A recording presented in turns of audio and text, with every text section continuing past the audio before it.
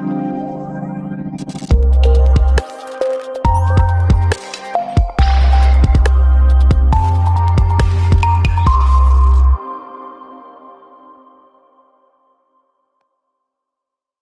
next presenter will talk about moving towards cyber technology, and please welcome Dr.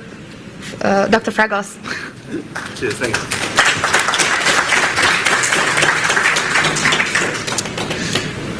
Well, it's going to be hard for me to just stand here, but I'll try to do my best to make sure that I'm in frame. Well, thank you for being in this talk. Well, this is me.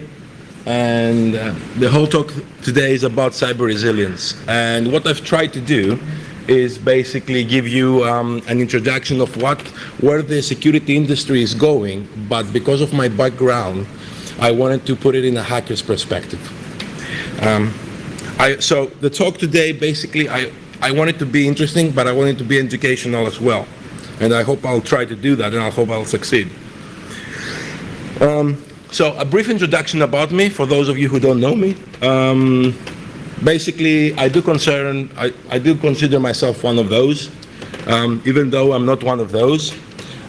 This is not how I dress when I go to work, and these are not my casual Fridays.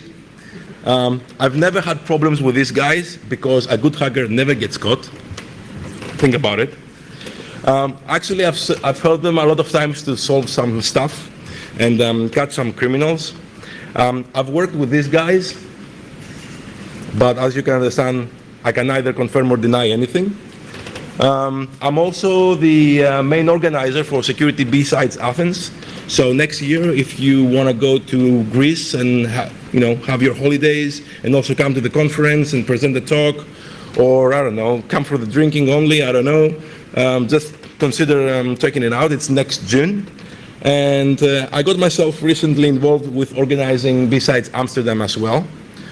Other than that, I do stuff for fun as well, which is I do talks in various places in various countries. I can fly a 737-800, and I'm known for hacking POS devices and PCI systems and things like that. So that's it. So this talk is about familiarizing the audience with the term cyber resilience and how this holistic approach to information security problems today will basically allow us to better ourselves in most aspects of cybersecurity when it comes to safeguarding our companies, organizations, businesses worldwide. What I'm trying to say here is that people that come from a technical background, people that are basically consider themselves ethical hackers, people who are considered themselves security professionals, they see the vulnerabilities in front of them. They test the systems, and as we saw earlier today, which the amazing talk about the USB stuff and the tone sent over the asterisks and all that stuff. You need to keep a broad and open mind of how many things you can attack and how you can attack them. When it comes to systems and when it comes to security, if you take these things individually, and you're trying to secure an infrastructure, you're trying to secure a business, you're trying to work for your employer in order to work for a business, right? To have clients and go and move forward. When you're generating those reports, people tend to see the problem from a one dimension or 2 dimensions only, while the problem is an n-dimensional problem. Cyber resilience basically is trying slowly to integrate a lot of industries and a lot of different perspectives when it comes to securing infrastructures. Apparently, it seems that the term by itself, no, but the term will introduce the idea that the board needs to change the way they see things. As it can be, at cyber resilience is trying to be measurable and is trying to be effective without actually spending more of the company's budgets. And I will give you examples of what I mean about that. What we actually need to do in order to move forward is to bridge the gap between the ethical hacker and the board of directors. So when you go into, you probably, I mean, this is a room full of pen testers and security professionals.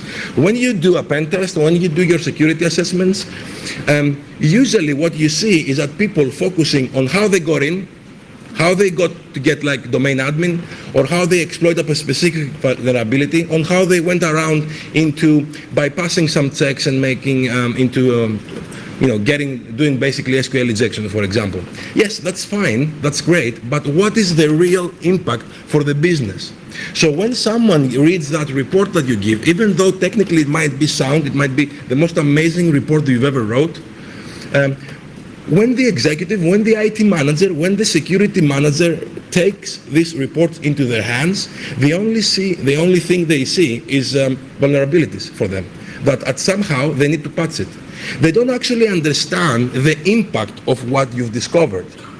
And that's half of the problem there relies with them, not going into depth, understanding it, but there is a responsibility there from your side as well to explain what you have discovered and what you are trying to tell them.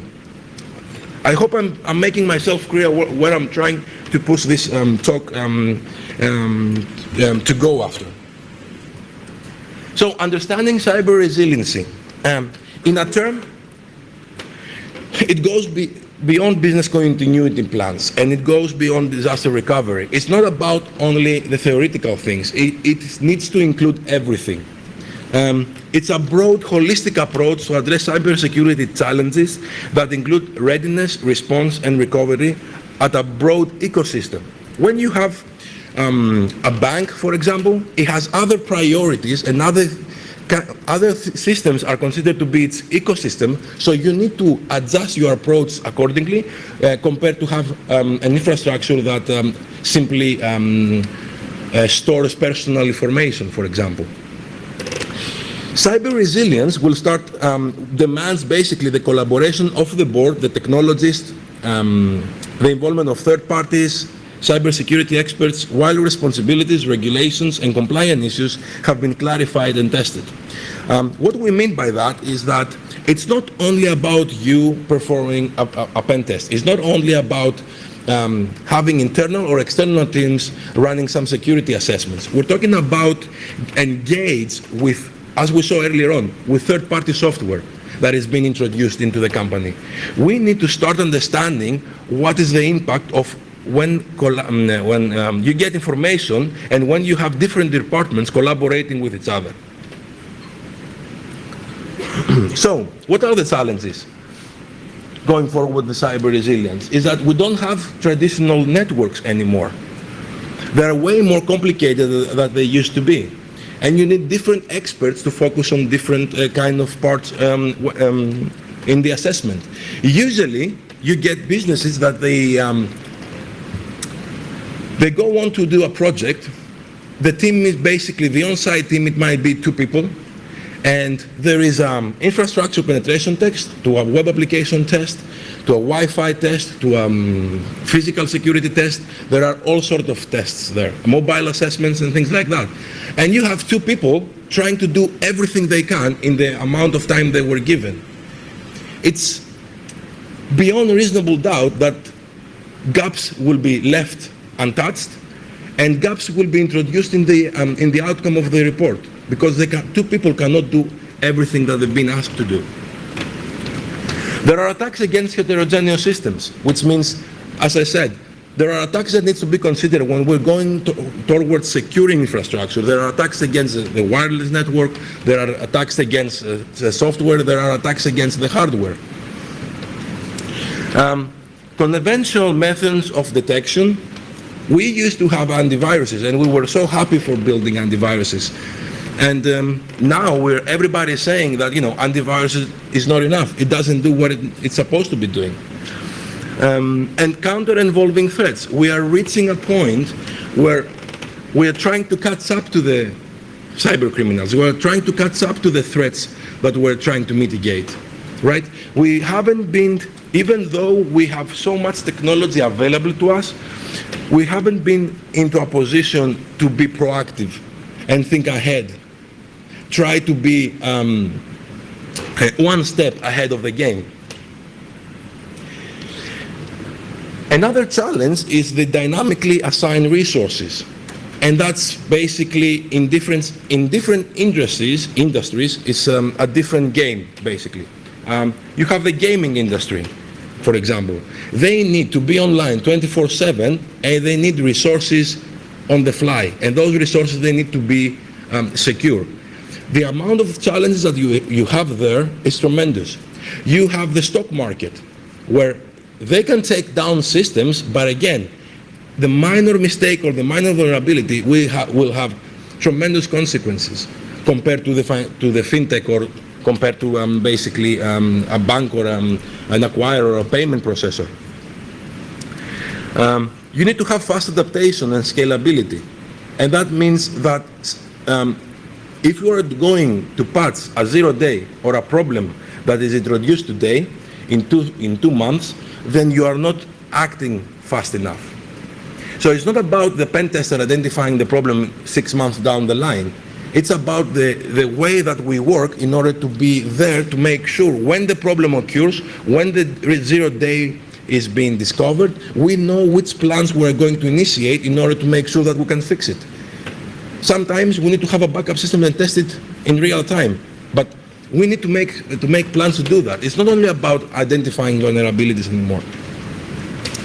And in general, we need to have a holistic approach to the cybersecurity posture. If you are a business owner, you want to make sure that you're not going to go out of business because of a minor mistake someone did.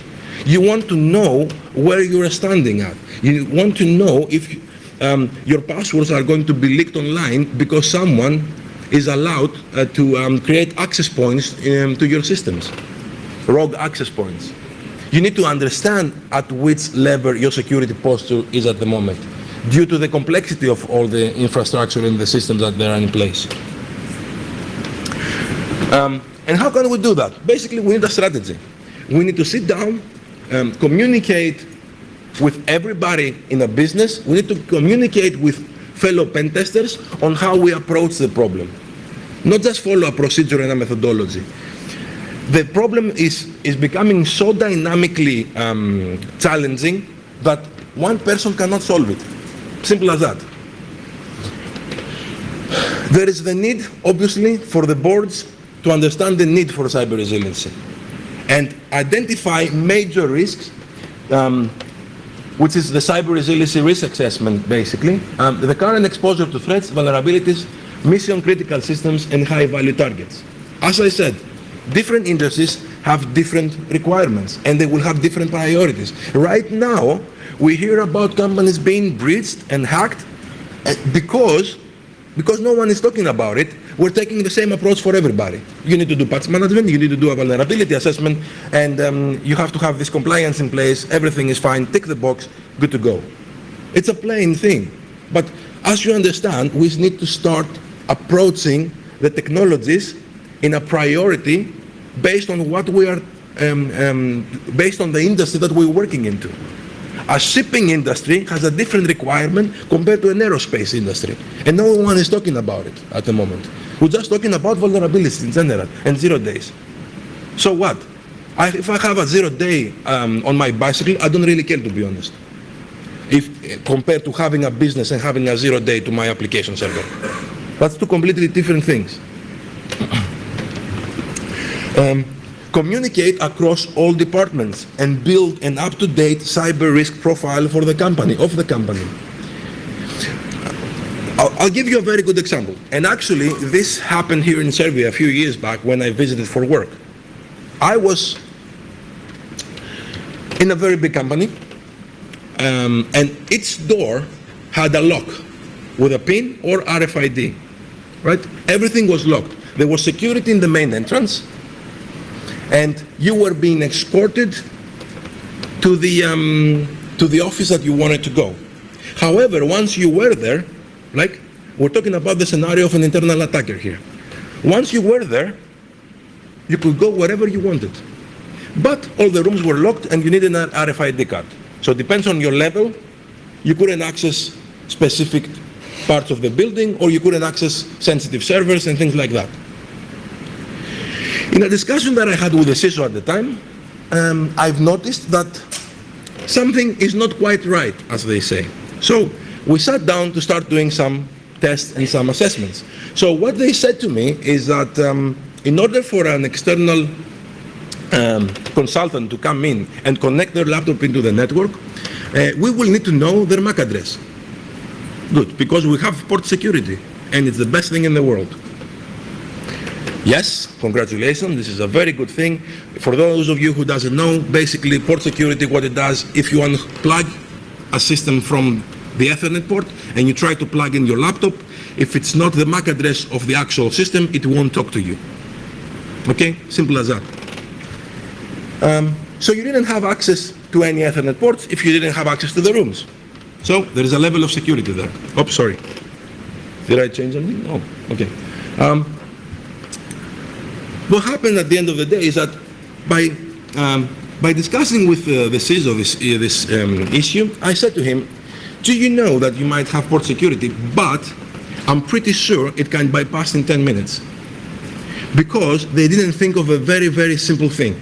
Everybody had access to the open access printer rooms, which means you could walk into the building, or you could walk around the building, go into a printer room because it was access for everybody. You didn't require a card or a pin or anything to go in. You tap the keys on the printer and you print the test page. The test page has the MAC address of the printer. You unhook the printer and you hook your laptop, and you have changed your MAC address to that MAC address before you hook it up. And basically you gain access to the network. It takes about 5-10 minutes to do. So they didn't think this holistic, they didn't have this holistic approach to the problem. Someone sold port security and that was it. It was done. The same thing happened with a company that wanted to buy a parking system, right? It was a chain of hotels that they wanted to buy a parking system. And the CFO decided that this is the best price and the best product, and the guy said this is amazing. Fine, why not?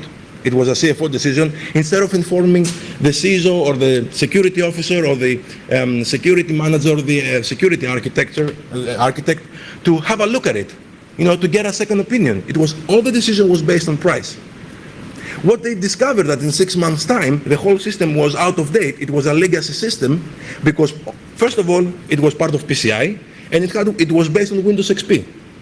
So they spent $2 million for nothing. So do you understand? A decision that cost the company a lot of money. And it was like child's play. You could ask like a first-year student in security, and we'll tell you that you're not supposed to do that. If you look down the road in 6 months, 8 months, XP will be obsolete. You're not going to be using it anymore. So the system you are buying is out of date already.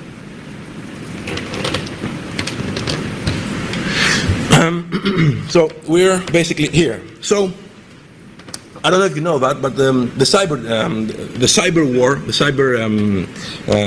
cyberspace is now called the fifth domain of warfare. So if you don't know that, you need to look on Wikipedia. However, it's becoming slowly, but it has become for some companies a realization for those who have already been breached, right? And especially with GDPR coming, there are going to be tremendous fines. But there are also those who haven't detected it yet. And I don't know if you're aware of this, but when you have a big company, usually it takes them about 250 days to detect a breach if the data is not dumped online. So we're talking about almost a period of 6-8 months before they actually detect that they've been hacked. And it's 2017, and we have all these systems in place, and we have all this technology in place to make sure that we can do the right, we can take the right decisions in order to monitor all that stuff. The other thing that they don't take under consideration is the static approach. Basically, they take the static approach. They treat security as a product, as an out-of-the-shelf product. While we involve with the systems, and while we make new systems every year, for example, the threats will counter-evolve. It's simple as that. We cannot stay static with our solutions and with the decision that we make towards security.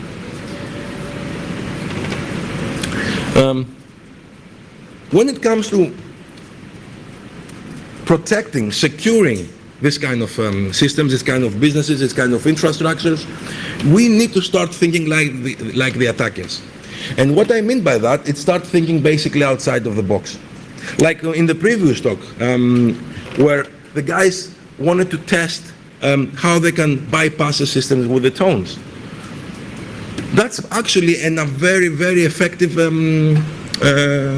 way of hacking systems, right? It will take, I don't know, I guess it will take a couple of years before people actually implement this in a standardized form and trying to do it. I mean, not only your company, but in every company, to introduce this kind of testing. We're not progressing fast enough, while we should. So another little story is this one, because it gives you basically the idea of thinking outside the box. In 2014, hackers started using NTP reflection attacks. Have you heard of this incident? Right? Basically what they did, they managed to attack a company by attacking the NTP servers of the country this company's servers were located. Who could thought about it? Well, if you start thinking outside the box, maybe it's part of your decision plan of what's going to happen if. But no one thought about it, but no one were doing anything about it. So they were not monitoring correctly. They didn't have a backup plan. They didn't have a response plan to this kind of scenario. Before the attacks happened, however, there was a test run. So if they had effective mechanism for monitoring what is going on the network, they would see a little spike. And they would turn around and say, why are we seeing this? So they had enough time, basically, to make a decision of how they are going to react, more or less.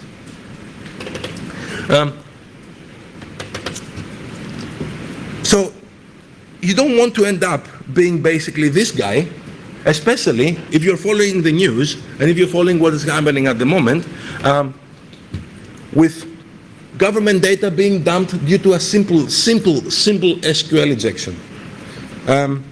Equifax, have you seen that? It's all over the news now. We're talking about millions of accounts affecting the US and Europe from this company.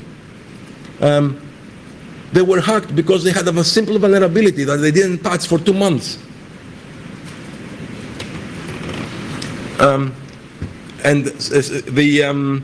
the Alina post malware was mentioned this morning, and basically 2 days ago, a variation of Alina exact post affected Elasticsearch servers. Again, it could have been prevented easily. So why are we still seeing these things? Are we not doing a good job? We're not informing them very well? Is it so difficult to make the appropriate steps in order to patch a system or monitor what's going on? Especially now that the technology is changing and becoming more affordable for everyone. We shouldn't be afraid of the unknown. The visibility across the whole infrastructure is mandatory.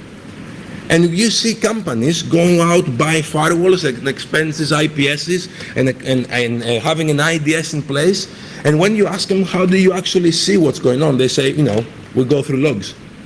And that's it. And it takes us, how long does it take you to respond to something? I don't know, 2 months, 30 days, depends. Depends how our workload or who is on leave. We don't see companies going down the road of identifying mission-critical systems. When you engage into a pen test, come on, raise your hands. You are given a list of IP addresses, right? Has anyone been given a list of IP addresses and given a priority list of on how critical its system is by the client? Has anyone ever had that? Because most of the times they don't even know what they have. Have you ever been given the wrong IP addresses when you're conducting a pen test? Come on, don't be shy. No one? Come on, it's like a common mistake.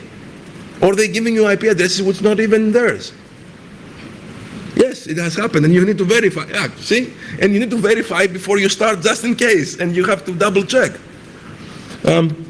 Defend against emerging threats. If you're running a security assessment, if you're running a pen test, and you are looking for vulnerabilities in 0 days that they were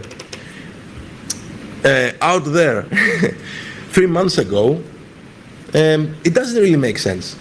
If there is a 0 day that is coming out today, and you don't check for it in 5 days, in 10 days, you're gonna miss it. You're definitely gonna miss it. Yes, AI and machine learning, they're coming about, but they were around since the 70s, and there is a lot of academic research on AI and machine learning. Anyone who is trying to tell you that machine learning is the god and it will solve all your problems and security will be beautiful and rainbows and unicorns, they're lying basically, right? When you go to InfoSec, for example, some companies are trying to sell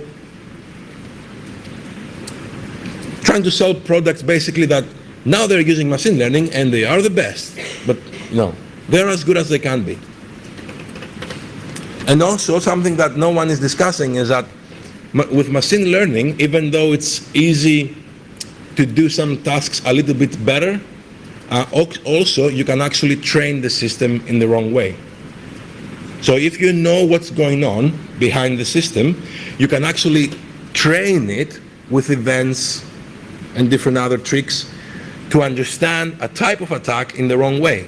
So to classify it as a false positive, basically. And in your responses, in the way that things are done, in the way that you're treating vulnerabilities and problems and systems, respond in real time, react and respond in real time.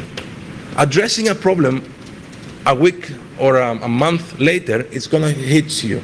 It's gonna be a real problem if you don't fix it as soon as possible. And also, you need to understand that cyber criminals, because I assume that everybody in this room is an ethical hacker, right? Are opportunists. They will go for the low-hanging fruit, basically. They won't waste. If it's a targeted attack, they won't waste their time if it starts becoming a little bit more difficult for them to attack you.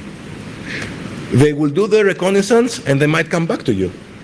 But if you have fixed the little things, by the time they come back to you, they will face exactly the same problem. They will need to spend a lot more time in order to ensure that they'll find a vulnerability. Because most of the targeted attacks, it's based on this trick. They do the reconnaissance, IPS goes up, blocks the IP for a week, for a day, for whatever, for a month, doesn't really matter. They know which application server you're running, you know the versions, and they just wait for the 0 day.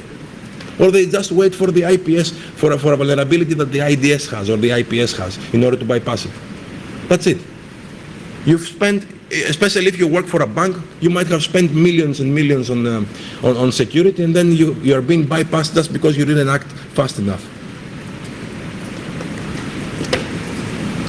So we need to understand both the testers, the security professionals, the penetration testers, and the executives. I'm going to call them executives, like IT managers and all these guys. What is the process when it comes to securing their businesses, their organizations, their infrastructures, right? They need to know what it means I'm securing it. They need to know what it means I'm monitoring what is happening. They need to know how to break down detection and prediction, right? And then they need to understand how they can conduct prevention, while they need to accept in their hearts that they're going to get hacked one day. And so they need to know how they're going to respond and how they're going to recover. No one is immune to security issues because there isn't 100% security. You cannot predict everything, but you need to know how you're going to react. You need to know how you're going to respond. You need to know how you're going to recover. So how can we do that? Simple tips. Secure as fast as possible. It's crazy. You create a penetration test report and the problems, how long do you think they take to fix them? I've seen issues being fixed after 3 years. I was told about a company that had 274 critical vulnerabilities on their servers last week. 274. I've never seen 274 in one go. Critical vulnerabilities, not medium and lows and information and all that stuff. So try to fix problems, the little problems on the fly. Try to prioritize immediately and effectively. Fix the problem faster than your systems can currently detect these problems, which means try to think a little bit ahead.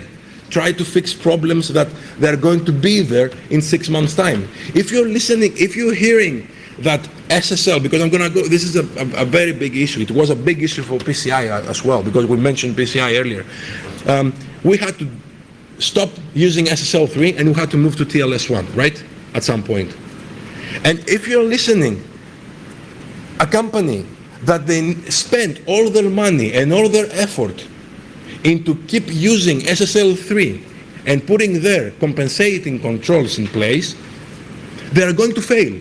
It's 100% they are going to fail, because in 6 months, in a year, they won't be ready to do TLS1 correctly and move to TLS 1.1 and 1.2. That's why these are the reasons why some companies, and we're talking about major companies, are getting hacked.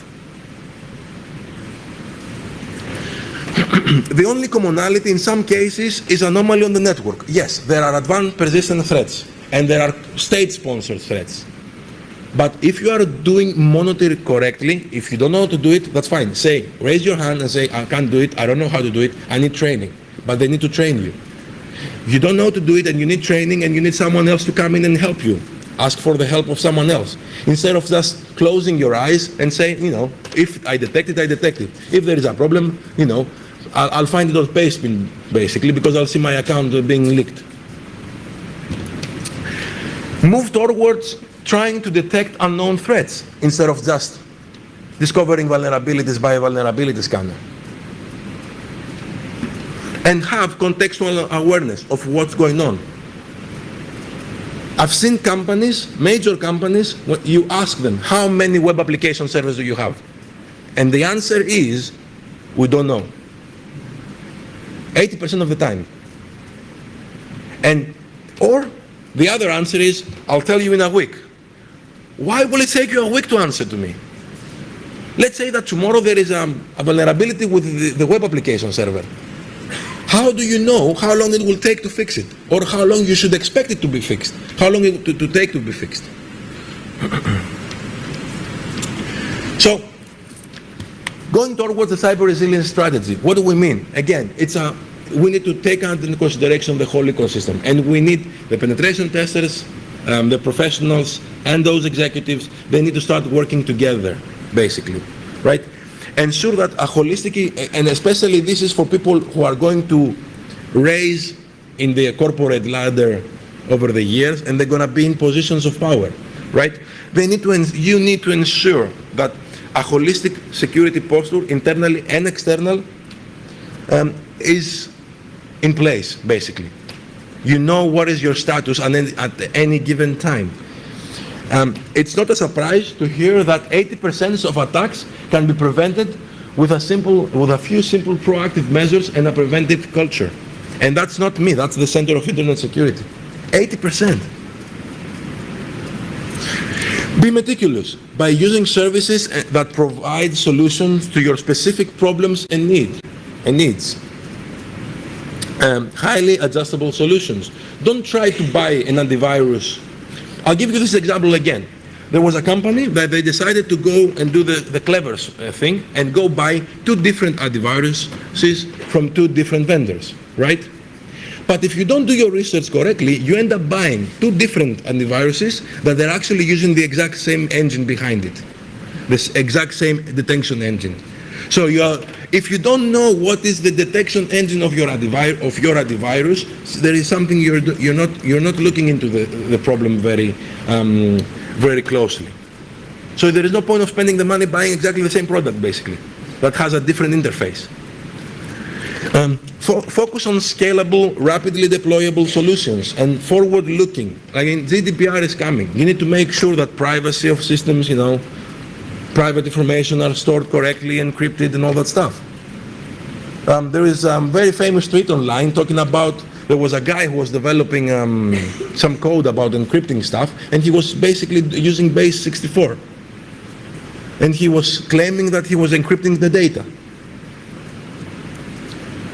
The problem wasn't with this guy. This guy might have done a mistake, but some manager or some his boss, in the chain of command approved this, or he never looked at it. So do you see the problem there?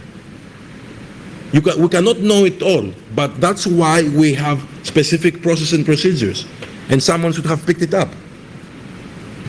Like with Apple a few years ago when they got hacked because of one, after 3 source code reviews, they didn't pick up one little semicolon. Flexible, include IoT, SCADA.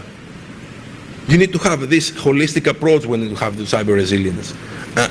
And again, adaptive culture.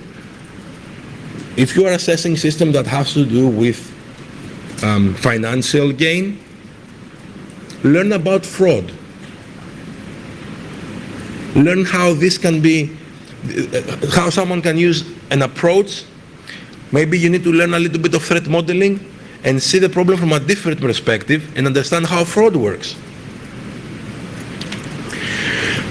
Again, I'm saying it again, ensure visibility across the whole infrastructure.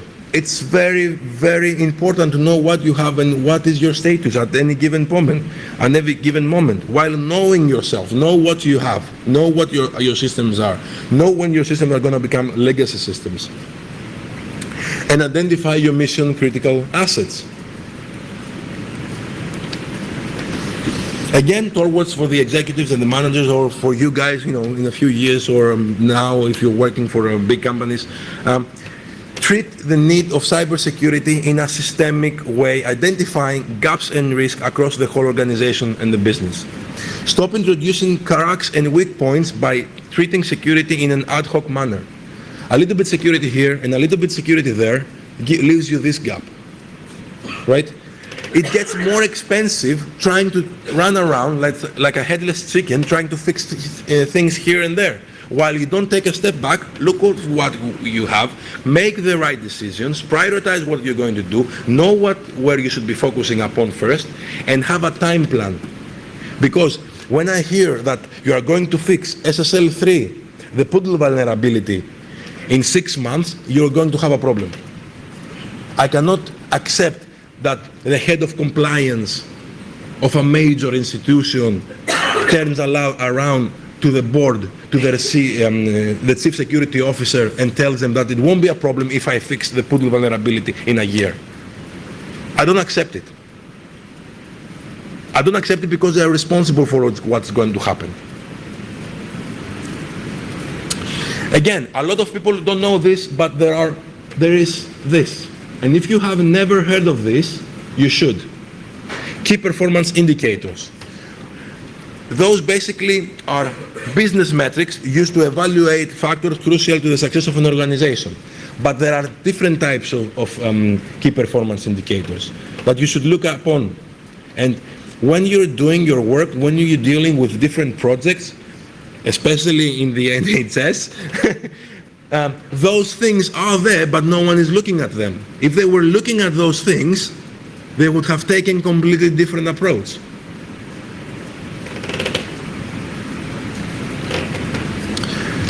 Solutions like Managed Security Operations Center. We're listening to this term lately so many times, right? I'm not here basically to sell SOC, but what I'm trying to tell you is that it has become so affordable that I don't understand why people don't actually considering it. Yes, all solutions are not perfect for everybody. There are solutions that need to be managed, or there are solutions that need to be implemented inside a business, right? Different requirements between a bank, I don't know, a military environment, a nuclear factory, and a shipping company. But these things, the security operation centers, if you find which one is suitable for your business, or if you end up doing a pen test, doing a report, and you need to know what these things can do and recommend it to them, like look into it. If they are in a mess, they should be looking into these things. And the cost is very low nowadays. So So in the previous example, if they were to apply the solution, they would see instantly that something is wrong. They will have flags and lights blinking all over the place that something is going to happen. Something is not quite right, basically. Maybe they have prevented it, but maybe the result will be the same, but they will have a lot more time to respond because they will be considering the problem from the moment that it started, not today afterwards, when they were running around trying to understand why the country is down. So, more or less, cyber resiliency strategy, having a cyber resilience strategy, a holistic strategy from different departments, different sectors, has become the next logical step, and it's going to be based on key performance indicators. That's why I had that up there. For defending against the unavoidable evolution of threats. If we're not doing that now, threats are going to progress so much in the future and so fast that we will end up chasing them for no apparent reason. And because we will not never reach them, basically. We will never gonna catch up with them. Defense mechanisms need to constantly counter-evolve against the counter-evolution of emerging threats. And this is something that we need to understand very, very closely, basically. We need to monitor it and we need to understand it very, very well. In order to be able to detect, prevent, respond, recover, and further evolve. Going back to the diagram I saw you earlier on. This type of constant need for scalability and adaptation becomes even more challenging and demanding when it meets complex systems which are also high-value targets. So, jumping up on the cyber evolution train, basically, we need to move beyond outdated solutions and ask the right questions. With Equifax, the CEO went online, I don't know if you've seen that, and he said that they're taking all the necessary steps to deal with the breach. He sounded like they're taking above and beyond steps in order to deal with what happened. He was misinformed. If you watch the video, he was misinformed. Because what they told him to say in this video basically is the standard approach to responding to a breach. They didn't do anything more than anyone would have done. They have to offer free identity theft checks. They have to do the calls. They have to pay for the losses. They have to do the forensic investigator. They have to report the breach. They haven't done anything above and beyond. Basic steps. So it's very interesting to look at the video and see that the CEO still thinks they're doing something really, really awesome trying to respond to this. And I don't know if you've heard that they knew about the attack, and this is allegedly, for now it's allegedly, right? So don't take me wrong. But they have 3 executives, and before the attack become public, they start dumping their stock. So it's a court case now if those guys actually knew about the attack, and before they informed anyone else or the authorities, they start dumping their stock market, their stocks, basically. Because the price of the company started going down. Their shares started to fall tremendously. Up to what level of risk should be considered acceptable? Very crucial question. Because sometimes it comes down to people that are making the decisions. I'll tell you another story. How many of you know the OWASP Top 10? Come on. OWASP Top 10? No, I'm not by heart. If you heard of it. Right? OWASP Top 10. Right. OWASP Top 10 is 10 simple things that you need to check when you have a web application. When you have a website that does something, basically. Right? If it's an e-commerce website, anything. To make sure that it's not vulnerable to SQL injection, to make sure that it's not vulnerable to XSS, to make sure that your APIs are secure, to make sure that you don't have unprotected redirects, things like that. You're not vulnerable to cross-site request forgery. 10 steps. That's the standard, basically, when it comes to the security of web applications. So I was having this conversation with the CISO once, and he told me two things that I could never thought about it. I could never think someone would actually say these things to me. He said to me, you know this, you security people, you're not doing your work very well because you don't understand the business needs. What do you mean by that? His idea there, he said, I know how to fix the problems and understand the business needs, and I understand the level of risk. Okay, can you please elaborate? Can you please explain this to me? He said, you know OWASP Top 10, for example. Yes. The problem is with OWASP Top 10. With OWASP Top 10, when you do it, I'm taking a level of risk. I have a level of risk left, even though if you do the OWASP Top 10. The solution is to do OWASP Top 3, and then I'm taking again a risk, but it's a little bit bigger. Do you see what I mean? Like, if you are about to leave your house, you lock the door, you check the windows, and you check if the hob is on, you know, the fire in your kitchen.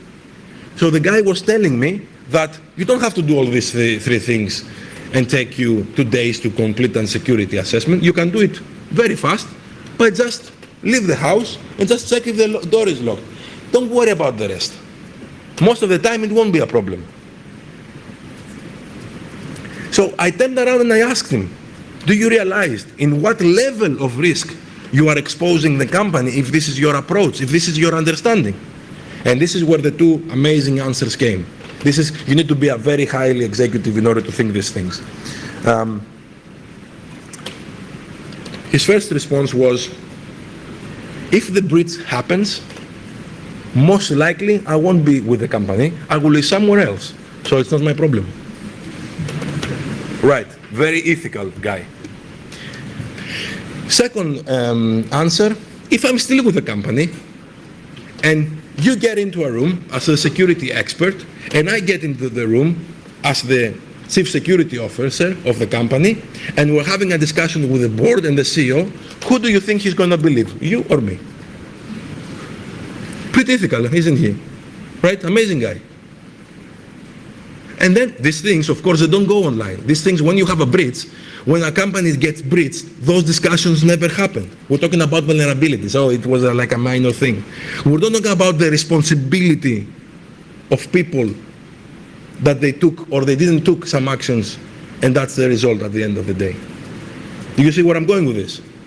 It's not one or two-dimensional problem. It's an n-dimensional problem, and that's why we're talking about you need to understand the cyber resilience today, to have an open mind. That's why I wanted to give you this talk in this kind of manner, to help you think from a different perspective and start thinking outside the box, basically.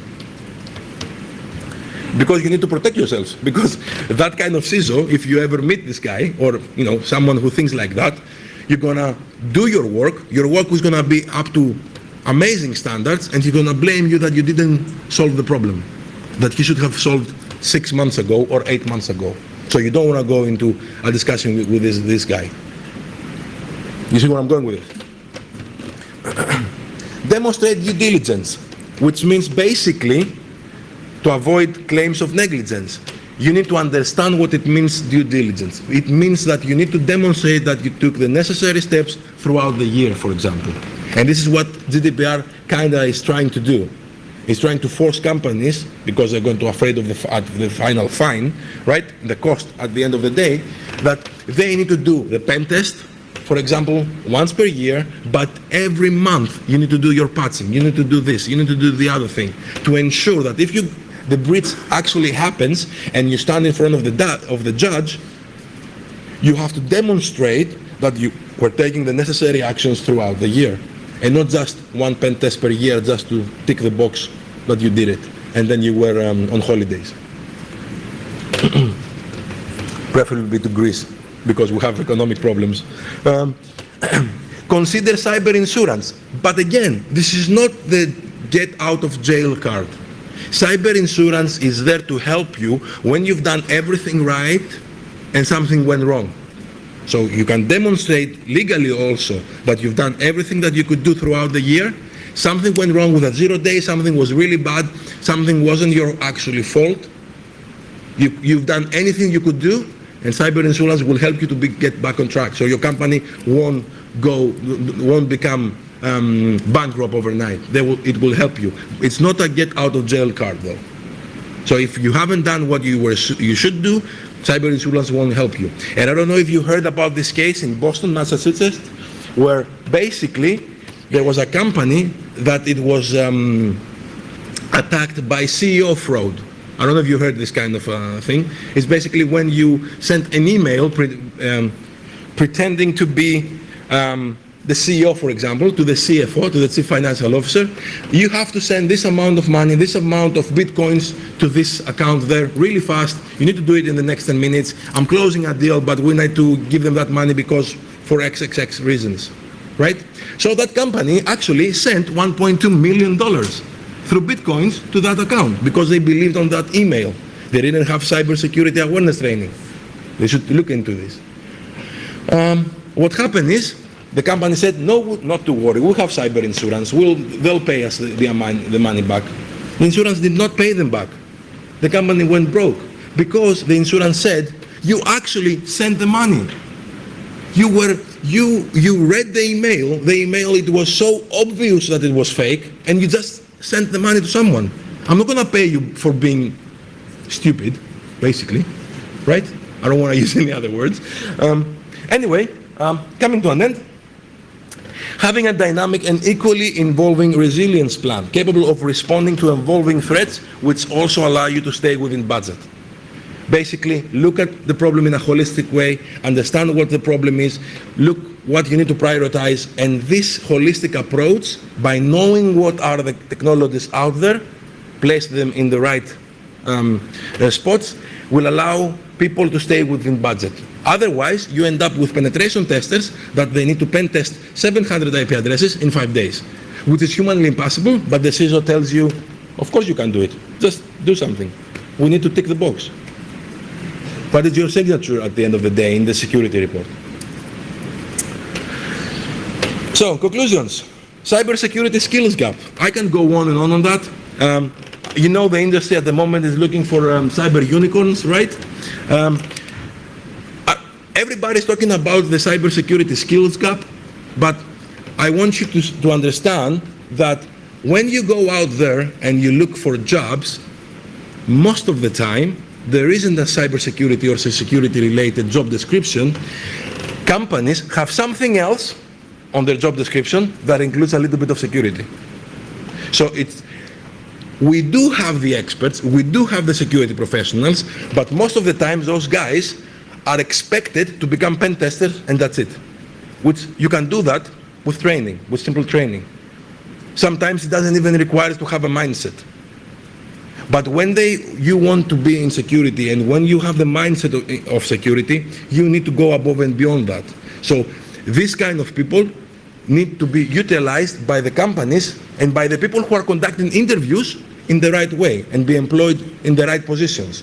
Because when you go into an interview and your interviewer goes through a checklist that has nothing to do with your positions and your skills and doesn't ask you, tell me your achievements, tell me something that you did and you are proud of it, and they ask you, what is the OWASP Top 10 by heart, which you can Google it with I'm feeling lucky button, that interview, basically you should walk out of that interview. And it's the company's loss that doesn't check that this guy is capable of conducting the interviews the right way. Because most of the times, the checklist and the interviews are being directed by the HR department that has no clue about if you are capable of doing things or not. Right? There is no copying, pasting GitHub without understanding what the damn thing is doing. It doesn't make you a programmer, I'm sorry. It makes you a good guy for the CISO to show that you did something within a day, but the amount of the problems that you're introducing by not understanding the code, it's tremendous. You are going to bring the company down. And again, other scenarios, find me afterwards, I'll tell you many more stories. Ticking the compliance box does not prevent a potential breach. And this needs to be a statement from your side as well. The dark web does not sleep, basically. It doesn't have office hours. However, cyber criminals are not smarter than you guys. And I hope, again, I hope there isn't a cyber criminal among you guys. I do believe that you see the ethical side of these things, and you take pride about being the ethical guy, or girl, obviously. Listen to your security professionals, to your friends and colleagues, and I think I've run out of battery. Oh, damn it.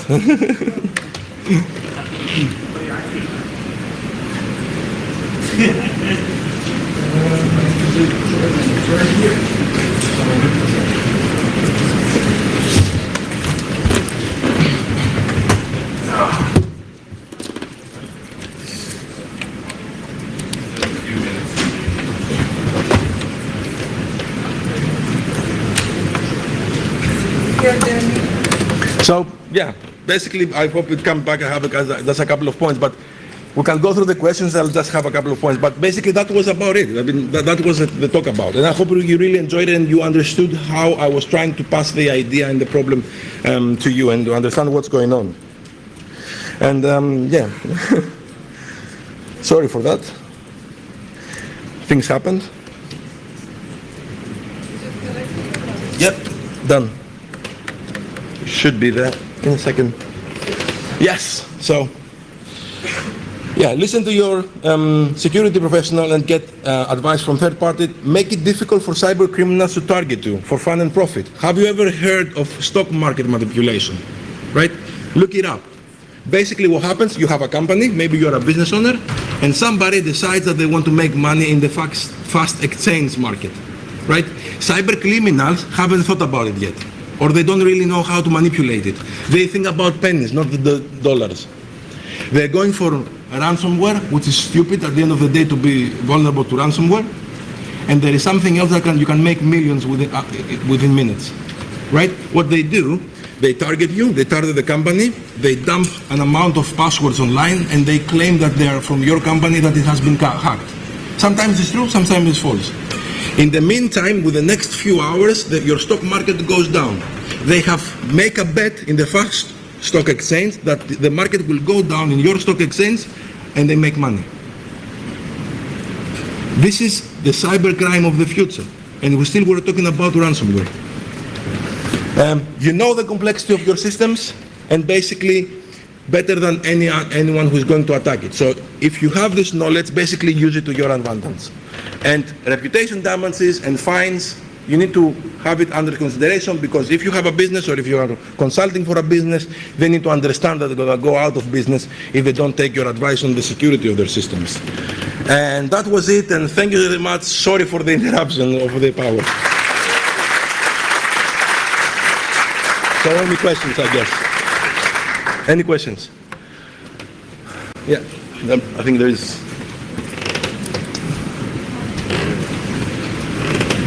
Hello. Hello. It should be, yeah. Okay, in your experience, how many companies do employ all of these advice?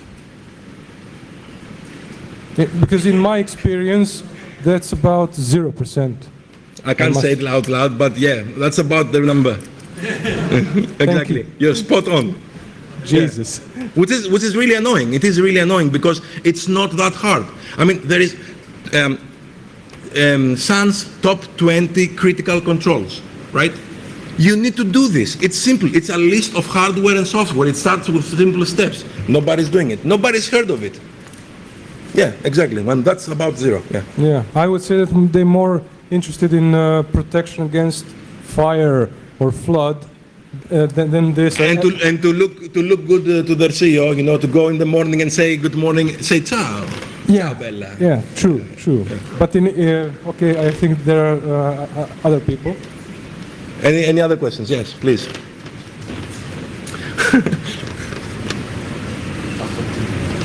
Well, I was debating whether to say this, but after that, of course, I have to. Yeah. So it seems to me that it's a fundamental issue with the structure of companies, or something that does not encourage, like does not have an incentive to do security properly. And so, is it even worth trying to help them? Okay, it's still recording because I want to say something. Can we cut it here? Seriously, I don't trust any of my data if it goes through. I don't trust any of my data if it goes through a company. It has to be run by volunteers or friends or something like that. Otherwise, Can I answer to your question after the talk? But yeah, you were spot on. They don't take measures. Yeah, let me answer. Yeah, I'll answer your question, except if I know that we're not recording anymore. Yeah. So you mentioned SSL3 as one of an issue, and I have a feeling that these things which are easily testable, like you enter ssltest.com, enter the company name and .tld, and you got that DTC minus, while SSL 3.0 is typically hardly exploitable on a big scale. So what do you suggest as a method of convincing companies to not prioritize fixing issues that are easily testable, although does not have a big impact, as opposed to just CVE 2017-001 or something like that, which has a really high impact but doesn't have a simple homepage where anyone can just enter the company name, but it has a much better problem? You are actually giving me an opportunity to answer to that question as well in an indirect way. So my suggestion, which again, my full answer will be afterwards, my suggestion is that the people who are actually making the decisions high up in the chain, if they have doubts of what's going on in their company and they want to consider security in a taking it seriously, they should ask these questions to their people who are responsible about security. So, as I said earlier on, if you are the head of compliance or if you are the head of security and you cannot distinguish to fix what you just said, simply your question is perfect. If they cannot answer your question to the CEO, to the guy that is to the board, and justify their answer, not just this is what we do because I'm accepting the risk. If they cannot do that, they should basically fire them and hire someone else. And it's better to hire a MSc student in security to do their job than actually someone who has just been doing politics for 20 years instead of security. I don't know if this answers a little bit. I still think it won't help. Yeah, I will talk about it later on. Yeah, sure. There is a big problem that we have that many companies have not one person responsible for cybersecurity. Like in a hospital, that 85% of healthcare institution, they have one or no one who is responsible for cybersecurity. How we can solve that problem? There is no responsible, but who is responsible for making sure that security is taken seriously? Because someone has made the decision not to post cybersecurity jobs. But there is no one who is doing it. Say it's not my decision, board say we don't know, and everything is like we don't know. Someone is responsible at the end of the day to sign. Sorry? So everyone's responsible. Yes, but not individually you can change it. and how a cybersecurity community can change that? The cybersecurity community can change the culture, Yes. first of all. Changing the rules of individual companies, the private sector or the public sector, it's almost near to impossible. But waiting for the culture to change, to make sure that the NHS, for example, it won't get hacked again because they are taking the simple steps in the security, we cannot just magically expect this to happen. Obviously, someone needs to make a decision and say, we need to spend X amount of money on this thing. So, that's it. Any other questions? I think we need to give the room to the next person. So, I hope you enjoyed it.